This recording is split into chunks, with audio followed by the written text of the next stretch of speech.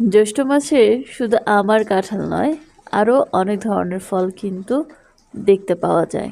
তাই শুধু আম কাঁঠাল খেলে হবে, এর পাশাপাশি অন্যান্য যে ফলগুলো আছে এগুলোও কিন্তু খাওয়া জরুরি। এই যে তার ভিতরে একটা ফল হচ্ছে গাব। বেশ মজাদার এই ফলটি।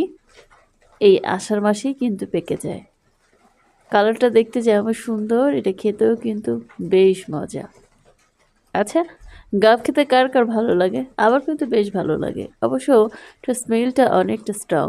যারা একটু স্ট্রং স্মেল এর ফল খেতে পছন্দ করেন তাদের কাছে তো ভালোই লাগবে। আর এটা অনেক মিষ্টি একটা ফল, একেবারেই টক না। এটা মাখিয়েও খাওয়া যায়, আবার এমনিও খাওয়া যায়। অবশ্যই এটা খুব একটা অ্যাভেলেবেল না, তাই তেমন একটা চোখে পড়ে না, তবে এটা খেতে বেশ মজা।